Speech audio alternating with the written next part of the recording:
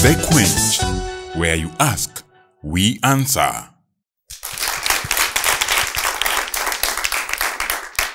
Hello, good evening, and welcome to this exciting episode, this expository episode of The Quench. And by the way, this is where you ask and we answer. And tonight we are dealing matters mental health, mental wellness. And you know what? Now this is on when we are checking our knowledge or our know-how on wakati tunaangalia, do we know this, do we know the other? Let's know this, that mental health, mental disorders, anxiety, depression are among the leading health issues in the nation, followed by substance use disorder. Did you know that? So this is a real issue. This is the elephant in the room, and I don't know whether come in the elephant in the room or the elephant in the generation, because these are issues that we must handle. These are issues that we must tackle. And let me tell you something: we cannot run away from this issue, and that is why here tonight on this panel we have panelists, and it's good to know that we have doctors in the house, right? Yeah, watu ambao watatusaidia usiku wa leo in this episode, na tutaweza kujibu maswali, wataweza kutuuliza, tutaweza kuuliza maswali na watatujibu. And by the way, you right there at home, there are people here, there are people on set that are going to ask the question on your behalf. So najua kuna watu wengi wanaweza kuwa na maswali, lakini hata hivyo pia you can also drop those questions on our Facebook page right here on the screen. You can also drop the same question on our YouTube page here, right here on the screen. Utaweza kuipata na utaweza kutuuliza, and we'll be able to answer you. May not be today, but we'll be coming back to you later. Thank you so very much. Now, kindly people on set, hamjambo. Simsaidia ku welcome the panelists today. Wow. Last week we had a wonderful time. Is that not so? Yes, we had a wonderful time with our panelists, but kwa sababu ya wale ambao hawakuwa pamoja nasi last week, I would like us to introduce ourselves again, kwa sababu ya wale ambao hatukuwa nao last week. Okay. Yes. So thank you so much, Monene. My name is Dr. Elizabeth Wangare, and I'm a clinical psychologist by profession. Wow. Thank you so much. Welcome, Dr. Thank you very much. I'm James K. Dr. James K. That is what everybody calls me. And I'm a counseling psychologist, I'm a lecturer, I'm a pastor also. Wow. Now, last week, kabla tuondoke, unajua time sometimes can be very unfair. Muda unaisha tu wakati kuna swali la kujibiwa, muda nao ndio unakuwa umeisha. But Mercy asked us a question last week. Yeah. Now, Mercy akasema ya kwamba kuna wale ambao huwa wanapenda kubody shame. You know, unakuta ya kwamba mtu labda ni mnene kama mimi ama ni mkonde kama mimi. Now I don't know, you know, nimejiweka hapo katikati because ina depend nani ndiye anaangalia. Mwingine anasema mnene siku hizi umekuwa mkubwa sana. Mwingine mnene kwani ukuli. Now, how do we deal with this? Kwa sababu it can cause a lot of stress, especially among the youth. Kwanza wasichana, unajua ile enzi ya ndio anakaa ndio wenye anaweza kuulizwa, you know, that session, yes. That, yeah? Si kweli? By the alright, nimewaona they are here, wengine wako hapa, yeah. So huyu anakuambia you look ugly, mwingine anakuambia kwani haukulangi, mwingine anakuambia uko na matayo, you know, alikuwa anasema mwingine anakuambia ona hata uko na matayo. How do we respond to this? How do we help somebody as he engage into depression because of what people are saying? Yeah, and maybe if I was to pick on that, one of the things I'd want to encourage us is to build on our, can I say, mental resilience. So that mtu kwanza akikwambia, when someone throws a question like that at you, the first question would be, you throw it back at them. Okay, yes. Are you telling me that as a compliment, or are you telling me that as you are saying niko ini shida? Sindio? Yes. And then the next thing would be, depending na vile atajibu, kama atakwambia ni compliment, hambia, oh, okay, thank you. Kama ni shida, okay, unaweza ni advice nifanye nini? Throw it back at them. Yes. Unaona ukimrudisha, it no longer becomes you who is carrying it. Unaona, if that thing ukibeba, yes, and you're marinating over, now aliniambia hivi niko na mataya, aliongea hivi. What you're doing, unabeba shida yake. Sinia ndio alikuwa na shida, si ndio amekurusha hiyo kitu. So throw it back at them.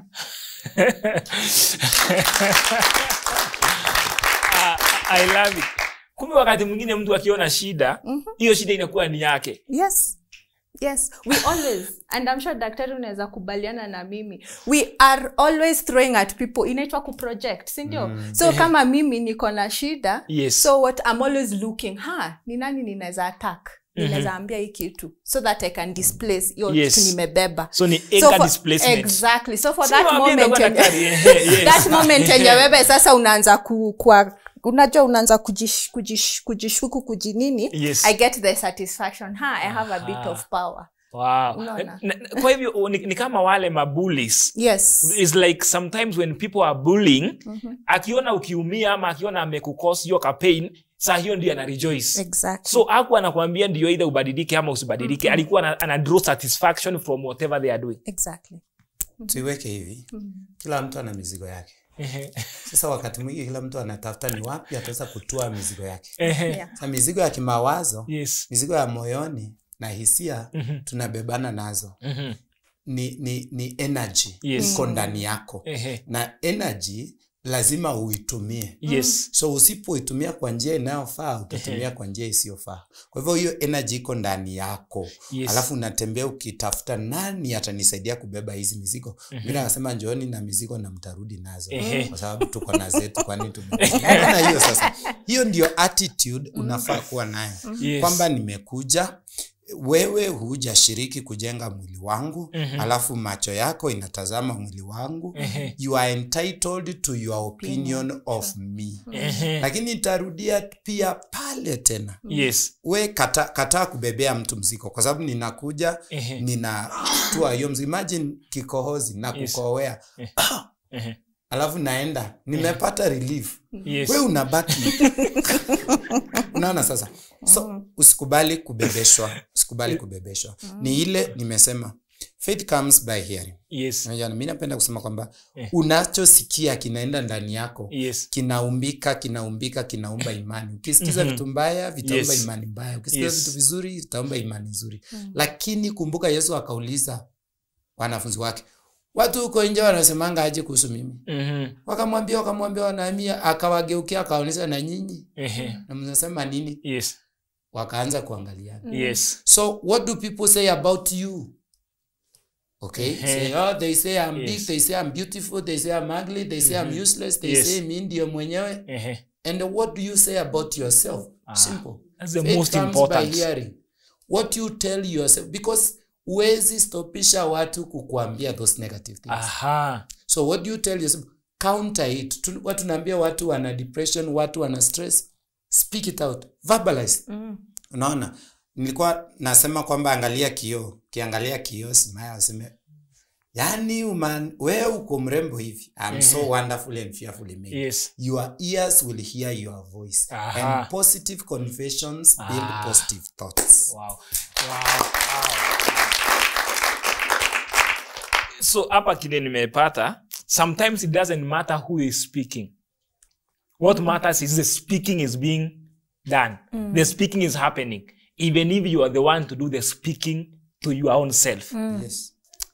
I like that. I'll be a doctor. Now, do you have another question? Now, do we have a question? Yes. My name is Jafeth Maina. And kuna shida wakati unajoin pengine campus hivyo ama college. Unakuta hiyo stage, wacha niseme tu na experience yangu. Haikuwa rahisi. Sometime wazazi wanataka ufanye a particular course. But sasa unaona after form 4 sasa umeshajirealize. Unajua sasa mimi nataka kufanya hiki. Wazazi wanataka kunieka enda ufanye ukwe mwalimu. But then ilikuwa stress kwangu juu ilikuwa tu inani affect mpaka usiku na nalala sasa unasema ai mwalimu, najipicha nikiwa mwalimu pale. Nifunza wanafunzi. Inakosa kuingiana. Haingiani tena na mimi. Mimi what I did, I think it was weird because nilificha. Sikutaka wajue nini nataka kufanya. So niliwaambia but sasa nimeitiwa ile particular course. So nikifika huko kuna kwa na hiyo program ya kukubalisha kuchange. Nikaona sasa nikifika huko naweza kuchange. Sasa so wakati nilifika shuleni huko Ikabidi sasa nifanye mimi nilikuwa nimeenda kufanya. Hivyo kufika huko nikawapigia simu nikamwambia, "Mama, nimejaribu lakini haiwezekani." Nimeambiwa ule muda ambao na wale watu ambao walikuwa wanahitajika waingie katika hiyo particular program, they are enough. Na wahitaji mtu mwingine. Ikabidi tu niwafiche hivyo. Ndio yani wasione kama nimefanya hivyo willingly. But nilikuwa willing. Lakini sasa nikaona sasa itabidi tu niwadanganye sababu wote chenye wanataka nifanye haiko ndani yangu. So with time ndio sasa wakakuja realize, "Aya, unafanya media so hii kazi yako naona aje." Nikamwambia, "Okay, mama sasa nafanya but in time maybe in the future naweza kuwa lecturer like daktari hapa." So kaambia sasa but sasa inakuta sana ni issue juu hiyo time unakuta tu anakasirikia, unaona tu ile uhusiano wako na huyo mzazi hauko ndani sana. So nilikuwa nauliza andata kama sasa unaweza eleza aje wazazi ndio wakuelewe. Naam. Wow. So letting mzazi ajue kuna preference yake lakini pia kuna life yako. Especially when it comes career choices. Na unjue yeye anakujua vizuri. Kumbuka mzazi anakujua. Kwanza mama anakujua vizuri. Mimi ndiye. By the way, hiyo hata miezi 9 nilikuwa nimekubeba. I know you are. Wewe najua kile unaweza fanya. Wewe najua unaweza kuwa civil engineer. Wewe nakujua. Hii mambo ya media waachana nayo. So that is one way to approach it. Lakini the most common way tuelewe ni hii. Mara nyingi wazazi, nataka kuongea na wazazi wenzangu. Wakati mwingine kile ambacho nilikuwa nataka nifanye na sikufanikiwa kufanya, ninataka nifanye kupitia mtoto. Sasa unaona mzazi anakuambia, "Hii kosi inakufaa sana." Sio kwa sababu ni ukweli, na inaweza kuwa pia ni ukweli. Lakini inaweza kuwa kwamba ni kwa sababu hii ndio nilikuwa natamani, hii ndio ndoto yangu. Sasa nataka ndoto yangu itimie kupitia kwa mtoto. Na hiyo sio hata masomo peke yake. Hata kwa ndoa unapata wazazi wanasema, "Hapana, huwezi kuolewa na mtu wa aina hii, huwezi kuoa mtu wa aina hii." Kwa sababu yeye alitamani kuolewa na mtu wa aina hii. So akiona mtoto wake amefika hapo, at least ataishi. That we call it vicarious living. Unaishi maisha yako kupitia kwa mwingine. You actualize yourself through another one. So kile kinafanyika ni hivi. Mambo imebadilika sana wazazi kwa siku tunazoishi. Careers are different. There are many emerging careers which were not there even as few years as 10 years ago hazikuwa. Cha msingi ni communication, family communications. Kwamba unamsikiza mtoto na mtoto naye anakusikiza, mnabadilishana mawaidha. Hii ndio ninatamani kufanya. Hii ndio ninatamani ufanye. Sasa wekeni zote kwa meza. Alafu have a compromise position based on kitu tunaitanga cost benefit analysis. Ukifanya hii ndio utapoteza, lakini utapata hii. Ukifanya hii ndio utapoteza, alafu upate hii. Sasa kwa yote ni wapi unaona faida ambayo tunaweza kukubali? Mtoto anaweza kuambiwa na mzazi, "Nataka uwe daktari," kwa sababu mzazi alitaka kuwa daktari. Najua a case like that. Mwanafunzi alisoma 5 years, akagraduate na first class. Akaleta certificate yake akapatia baba yake, amwambia, "Sasa hii ndio ile certificate yako, nimekuwa daktari. Sasa mimi ninaenda kusomea kile nilikuwa natamani na moyo wangu." Unaona hiyo imeharibu muda sana. It is true. Wangeketi tu waelezane vizuri, wangeelewana. It's true. Hivyo ndivyo naweza kusema. Sababu unaona kama sasa ndugu yetu hapa, yeye kulikuwa na ile shauku ya moyo wake. Naye mzazi ana shauku ya moyo wake. Sasa shauku ya moyo wa mzazi sio shauku ya moyo wa mtoto. Ni kweli. Na unajua hii ni kisasi kingine. Let history not repeat itself on a higher plane, because a failure transponded will produce a frustrated failure, which will also transpond it, make even now frustrated, depressed failure a higher plane. So it just multiply it and bring it to a higher plane, but of the same variant. God says, "Come, let us reason together." So parents, we should also say, "Come, let's reason together." Ungependa, what are your career aspirations? Ungependa kufanya nini with your life? And then, unataka hii na hii na hii. Kwa sababu mzazi yako na foresight anaweza kusema hii ina disadvantage 1 2 3 4 5. Yes. Sasa na wewe unaonaje in light of this? Yes. Alafu kukiwa na hiyo open communication, hata ukiconvince mtoto wako aende afanye, yes, itakuwa out of an informed choice. So it will be a very informed choice. And maybe also to just add on that, yes, and in case where now mzazi kabisa anakataa kuona your reason, I can understand ile path alichukua. Yes. And unfortunately sometimes that's a path most have to take.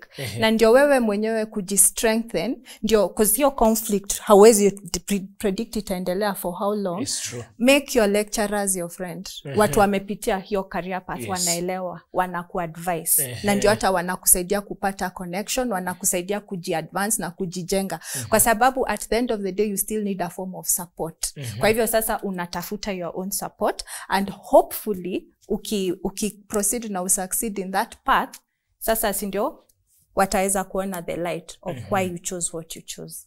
Wow. That's a beautiful one. Now before maybe nichukue another question. Maybe as we are getting another question, wacha ni amplify hiyo kidogo ama ni twist it kidogo. What of those that maybe mtu ame identify a potential marriage partner? Kijana amepata mtu amesema huyu mimi naona maisha yetu hapa iko sawa kabisa, and then mzazi na huyu over my dead body kwanza wanafanyanga hivi ni hivi over my dead body. Now utaadvise aje that young man, that young woman? Hiyo ni tricky sana, kwa sababu life cannot be rehearsed. You can't rehearse. If we knew tomorrow, we would not be frustrated and anxious about tomorrow. See, and that one we understand. Mzazi yeye anaona uchungu alipitia ama stress alipitia, hataki mtoto wake apitie hiyo, so anaona now I have to protect my child. But sometimes that protection is toxic, because hujui ni nini huyu kijana ameona kwa huyu binti, hujui ni nini huyu binti ameona kwa huyu kijana. Unaona sasa? Na inaweza kuwa hata hakuna sababu, nasema tu wewe sitaki wewe huyo ni wa kabila fulani, wewe sitaki wewe huyo anafanya taaluma fulani, yeye anafanya kazi fulani, sitaki wewe huyo anafanana hivi. Na yeye aliolewa, pengine mzazi wake alikuwa anasema pia sitaki uolewe na huyo, na yeye akafinyilia mpaka akakubalika. Yes. All this, there is no quick way out of it. Communication, once it breaks down from the word go, becomes a challenge. So umekuja kushtua mzazi wako na mrembo hapo. This is the one. And then you are like, na msichana umetoka, because now if you force it also, your friend can be frustrated by the parents. That's why there is always friction between mothers-in-law and daughters-in-law. But now, I will just pause there. That's a clinical psychology question. Maybe in a minute, honest, yes. Yes, what I would say, maybe to just echo a bit of what the doctor has said, ya kuwa, this is not a clear-cut thing. Unajua, when we talk about issues za marriage relationship na vitu kama hizo, you must remember, kabla tukuje kwa hii dunia, we are right now ama hii reality ya globalization, where, I mean, kila kitu ni kama we don't have very clear-cut lines. Na, so tulikuwa na mila zetu. Yes. This is the way you do kama ni marriage ceremony. This is who you marry from. There was a lot of things that used to go, watu wanaenda wana research background ya huyu msichana, una research background ya huyu kijana na vitu kama hizo. But that's not the reality we are right now. Yes. And even our parents, most likely, that is not what they grew up. But unaona kuna remnants. Think hata daktari amesema, some of these things are carried forward generationally. Unaona? The wisdom I would call upon, this is not something ya kunyinyi kujaribu get a third party, mtu mwenye ako neutral. Unajua, aweze kuelewa where is the parent coming from, where is the person, people, the children involved, where are they coming from? Yes. Unaona? Na hapo katikati kunaweza kuwa na consensus. I would say hii si kitu ya kurush into. Hii si kitu ya kugo in with our emotions. Hii si kitu ya kugo out with kama ni vita. Kwa sababu kama mbaya. That is it. It is not that way. This is something you can sit, deliberate, alafu you come up with a solution. A unified solution. Mahali, you try and minimize your conflict between the two of you. That's a beautiful one, right? So it's about kama tunaweza kupunguza any conflict. If we can be able to avoid a conflict. If there is a kind of a consensus ambayo tunaweza tukapata kwa kuzungumza, then we would rather choose that path ya kuzungumza kwanza. Exactly. Now, to make a decision based on the emotion ama the spur of the moment. Exactly. Yeah? Ni heri wacha we would rather delay kidogo, tuzungumziane, tutoke pamoja na tutoke. We tell the youth that you fall in love. That's why it's called falling. You can't decide. You find yourself down. But once you fall, you can choose to stay down or you can get up. And na hiyo ndio nataka sasa tu kuwekea tu mkazo hapo kwamba usijaribu kusuluhisha mambo when you are emotional. Wakati umeanguka, when you are down. When you are down, yes. Because you are not reasoning. When emotion comes in through the door, reason flies out through the window. Yes. So, as you said, get someone who is neutral, who is not for your parents, not for you, and can bring you to the reality of the moment. Right. Remember, that is an emotion. Umeanguka, huyu nampenda na macho na kidneys na nywele na masikio. But you have just found yourself there. If you get someone else can, have a reality check and help you now, either to get up out of it or to continue lying where you are fallen. That will sort out many things. Otherwise, the parents want what is best for their children. The children also want their autonomy and to make decisions independently in their life. But where is the converging point? Exactly. There needs to be an arbitrary, a consensus between the two, that this is what I have seen, this is what my plan is, my vision, my dreams, and this is what I've decided. So that in future, when things don't work out, you say, it was my decision. I mean, let me decision. take responsibility. Yes. I hope you heard that. I think that deserves a round of applause, right? So when all is said and done, it is matters personal responsibility. Ebu sema personal responsibility. Yeah, don't go too far. We are coming up this very short break.